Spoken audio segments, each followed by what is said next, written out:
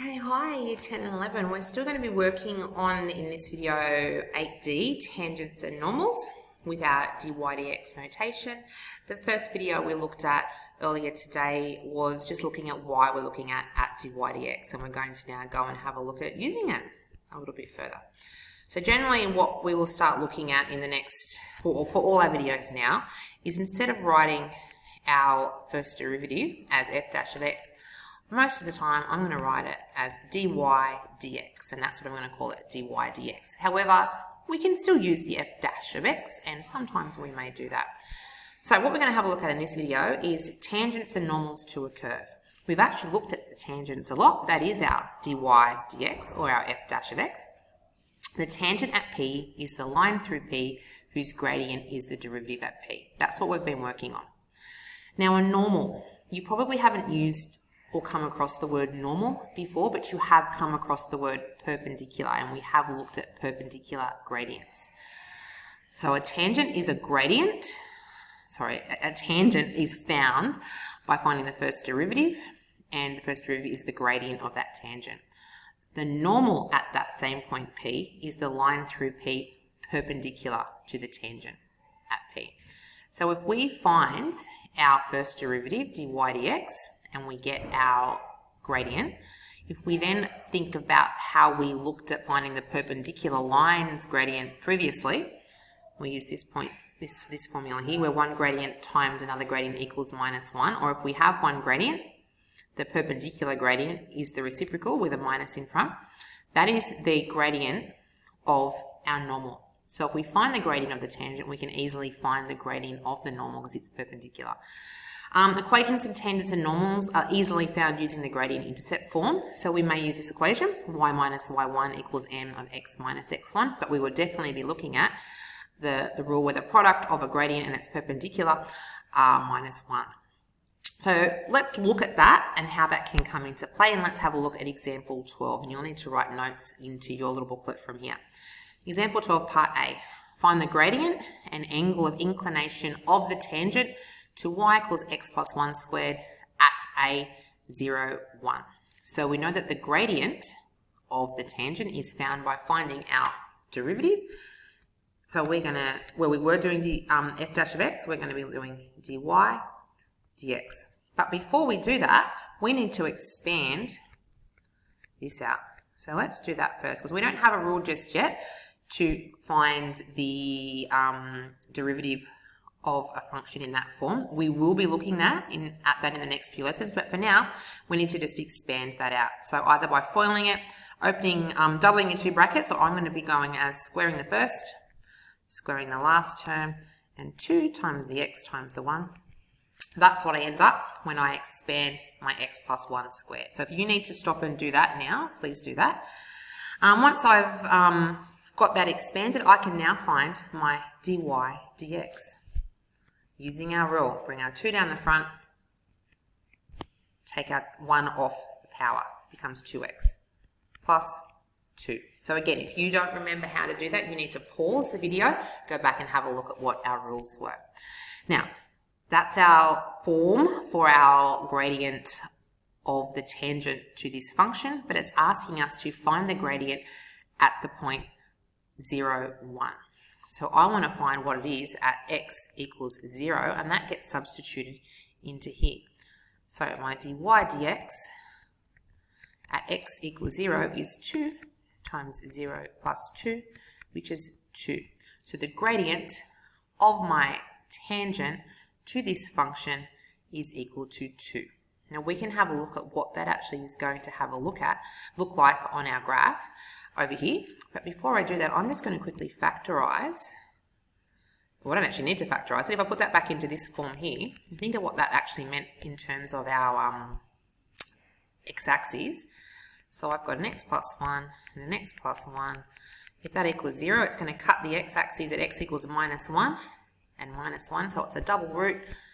So if we have a look over here, this is red graph here. On yours, I don't think it's in red, but you might want to go over that. Is our function, so that's our x plus 1 all squared. So if we want to pop that over there, we might do that. So y equals x plus 1 all squared. We found the gradient of the tangent at the point 0, 1. So that is our point there. X is 0, y is 1. Our tangent goes through there. So the gradient of that tangent there is 2. Okay. Now, let's look at part B, and that's what the other line refers to there. Part B says find the, or actually no, we haven't finished part 1. We haven't found our angle of inclination. Sorry. Part A, we found the gradient, we haven't found the angle of inclination. The angle of inclination is found by m equals tan theta. So, if you look back at our diagram here, we've got the gradient being 2. We want to find that angle in there, where that first little blue bit is in there. That's our theta. So m equals tan theta. Our m is 2, so 2 equals tan theta. So to find theta, it's 10 to the minus 1 of 2. Pop that into your calculators. So you're pressing Shift tan of 2, and you're going to end up with, and I might just leave it as a decimal, theta being 63.43 degrees, and I've done that to 2 decimal places. That's our angle in there, our angle of inclination. Now we can do part B. Let's put a little line down there. Okay. Now, part B says find the gradient and the angle of inclination of the normal at A. And then we're going to draw the sketch. Well, I've got the sketch here. I personally like to draw the sketches earlier on if I can, and I'd like you to try and do that. So it can help you understand a little bit better what you're trying to do and what you're trying to figure out. So the gradient and the angle of inclination of the normal. Okay, so in finding the normal, we first of all need to find the gradient of the tangent, which we've done. Okay, the gradient of the tangent we found in part A, and that was 2. That's that one there. Now, if we're going and finding m1 times m2 is minus 1, the gradient of the tangent is 2. The gradient of my normal is going to be the other one, that's m2. So my gradient of my normal is minus 1/2. We get our gradient of our tangent, pop a minus in front of it and flip it upside down. That is the gradient of our normal at A, and that's that line there. And that has a gradient equal to minus 1/2. And if you have a look at what's happening on that graph, it is going in the negative direction, and it is a lot flatter than the line at of gradient equal to 2. So that looks right. Okay, now we need to find the angle of inclination. Okay, so the angle of inclination is always where our line meets the x-axis. So that normal meets the x-axis down here. So we're looking at that angle in there. I'm going to call that alpha just so we don't get confused with the theta. So again, let's use our m equals tan theta to find that. M is minus 1/2 equals tan theta. So theta is tan to the minus 1 of minus 1/2. Let's have a look at that.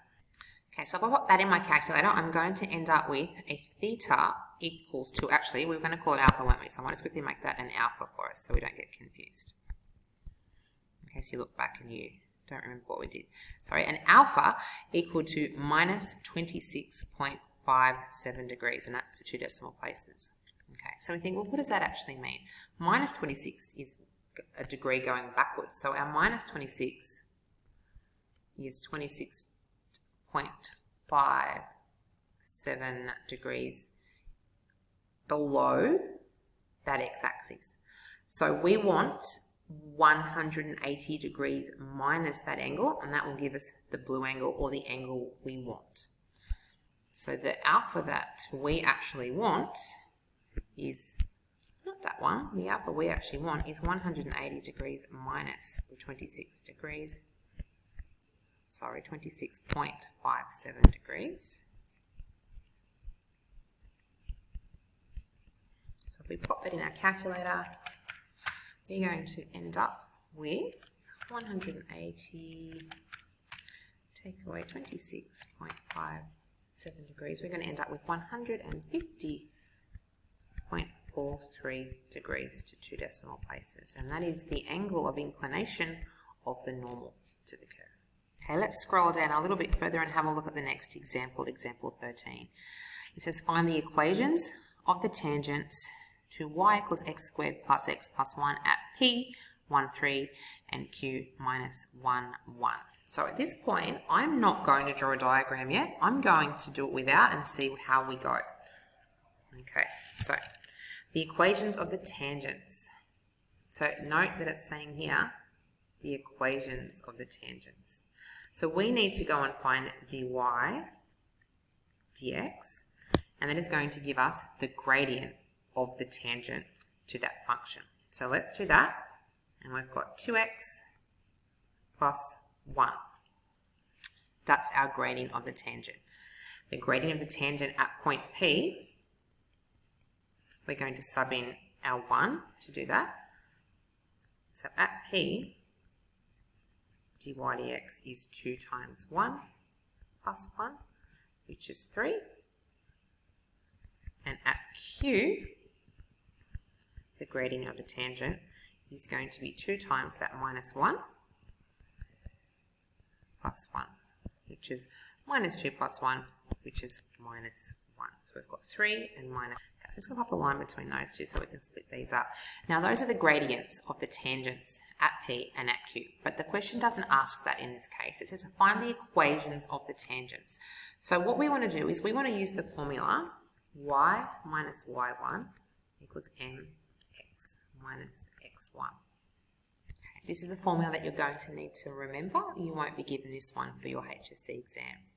But we have our m, which is our 3. And for P, we know that our point P is 1, 3. So my y stays there, minus y1 is my 3, equals m, which is this 3, x minus my x1 is 1. So I'm going to rearrange and expand that. So I'm going to end up with 3x minus 3 on this side. Now what I'm going to do is I want to get it into the form of y equals mx plus b. Just because I like it that way. So I'm going to go add 3, these guys cancel out, y is equal to 3x. That is our first equation of the tangent at the point 1, 3. We need to do that again for the equation of the tangent at the point Q. So we're going to use that same formula. So if you're not used to using this, we've used it a little bit. This y and this x, they stay there. Okay, they stay there as the variable x and y. These x1s and y1s are the ones that we put into our values, and our m, we obviously put our gradient into that. So y minus y1, that's that 1 up there, equals m, which we worked out to be minus 1. X minus our x1 is minus 1, so that becomes a plus 1 in there. So y minus 1 is equal to, I'm going to multiply that minus 1 through to become minus x minus 1. And I'm going to get rid of this plus 1, minus 1 on this side by adding 1 to both sides. I end up with y is equal to minus x, because these guys cancel out as well. So y equals 3x and y equals minus x are our equations of the tangents at P and Q. Okay, now let's have a look at B. B is saying at what points do these tangents intersect? Now we could draw a diagram, but I'm going to write my two equations up here. Y equals 3x and y equals minus x. Where do they intersect? Well, that's where do they cross if they were graphs, or where do they occur at the same time? That's a simultaneous equation. I'm going to do this. I'm going to say let 1 equal 2, or sub 1 into 2. They're both y's, so I've got my minus 1 up there. Minus x equals 3x. What are we going to do? Let's go plus x. Plus x, I get 0 equals 4x. Whoops, x must equal 0. I'm going to cross at x equals 0. When x is 0, what happens to our y? Well, let's sub into 1. Put that one into 1. Y equals 3 times 0. Y equals 0. So they must cross at 0, 0. Is that what I wanted? At what points do these tangents intersect? I'm going to write a sentence. We'll say they intersect at 0, 0, which is the origin. A lucky last example today. This one's a little bit harder. Example 14. Find the equation of the tangent to y equals x cubed at a 1, 1. Now, I am to start with not going to sketch it, but I popped a sketch from the textbook in there for you, but I'm going to not sketch it to start with and see if we can just do it algebraically. So dy dx is what we want to find. To find the equation of the tangent, we need to find the gradient of the tangent. The gradient of the tangent is the first derivative, or dy dx. So dy dx is 3x squared. At x equals 1, because that's our first point there, it's going to be 3 times 1 squared, which is equal to 3. That's our gradient of the tangent at 1, 1. We want to find the equation of the tangent. So like the last question, it's y minus y1 equals mx minus x1. Y minus this 1 there is equal to m, which is our 3 here, x minus our 1 there in our point A11. So y minus 1 is equal to 3x minus 3. Let's add 1 to both sides. These guys cancel. We get y is equal to 3x minus 2. Let's have a look at B. I'm going to slide that over here and do that next to it. Okay, B says find the equation of the normal to the curve at A11. So we can go back and look at A. It's kind of a hence find the equation of the normal to the curve, because the equation of the tangent to the curve is 3. So the equation of the gradient of the normal to the curve is going to be minus 1/3, because our 3 times our m for the normal must equal to minus 1. Okay, so it wants us to find, we double check again, the equation. Okay, so we're finding the equation again. So we're going to do it the same as we did part A. We're going to pop it into this formula. Okay, so y minus, our y1 is 1, equals m minus 1/3, x minus this 1 here. Okay, y minus 1 is equal to, I'm going to open up the brackets, minus 1/3 x plus 1/3. Okay, that times through both ways. A negative and negative gives us a positive. And I'm going to add 1 here and add 1 here. These will cancel out. Y is equal to minus 1/3 plus 1 and 1/3, which you can write as 1 and 1/3, or you might want to write it as 4/3 when I add these together. Either way. So that's our equation of the normal to the curve. Okay, let's look at part C. Part C says find the coordinates of the y-intercepts t and n of the tangent and the normal. So what that's asking us is, where do each of these curves cut the y-axis? Okay, so we're quite lucky here because we've already got our equations in the format of y equals mx plus b, and b is the y-intercept. We can straight away see that it's going to cut the y-axis when x is equal to 0 and this second point here. So let's have a look at what it wants us to call us. The coordinates of the y-intercepts t is where the tangent cuts the y-axis, and n is where the normal. So our tangent was this first one for A, y equals 3x minus 2. So that's going to happen when x equals 0 and minus 2. And our n is going to be where our normal, which is this equation here, cuts the y-axis. Cuts the y-axis when x is 0, and we can read off our second point, which is either 1 and 1/3 or 4/3. So we're nearly there. It says sketch the situation and find the area of triangle ANT. So what we've got here is the sketch. We can re-sketch it if we like, but we had a cubic, okay, and we've got the point 1, 1, which is where we were finding our equations of the tangent and our normal. And then where they cut the the y-axis were the points that are the vertices of our triangle. So we can find the area of a triangle, which is half the base times the perpendicular height.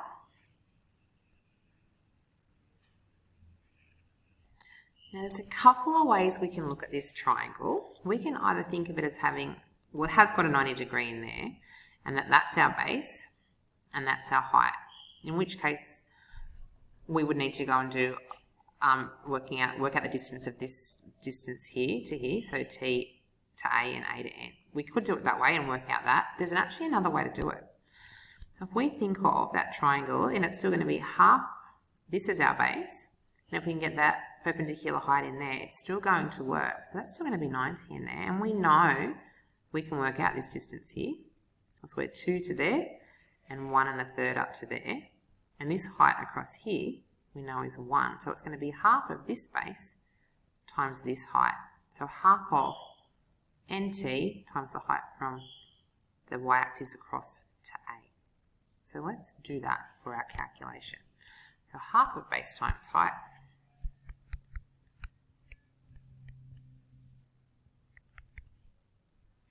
Height times base times height is the perpendicular height. So our base is, we know our height is 1, because that's our height across here. And our base is going to be 2 to here, and 1 1/3, so it's 3 1/3. So we'll just go and write that in there. So we've got a half times 3 1/3 times 1. Let's pop that in our calculator and see what we get. So it calculates out to be 5/3. I'm just going to put units squared. And that is the end of that question. The next bit the textbook has a look at now, which we might quickly talk about, but we're not going to do in great detail, is looking at families of curves. So the functions in a family of curve with the derivatives all differ by a constant. So if we had, for an example, this is our function, y = x squared plus something, maybe it's 2. When I differentiate that to get my dy dx, I'm going to get 2x. And then we have no idea of what that constant is. So I don't want to look at it now, but when we go and have a look at next year in Year 12 integration, we will have to take into account, because integration is going backwards from dy dx to y, we'll have to take into account that constant because we won't know what it is. But I don't want to do that now. We will do that next year. So you'll need to now go back and have a look at 8D. Our schedule tells us that today we are looking at 8D. Go into the OneNote and have a look at what we're needing to do and have a go, and I'll upload the video for you. Thank you.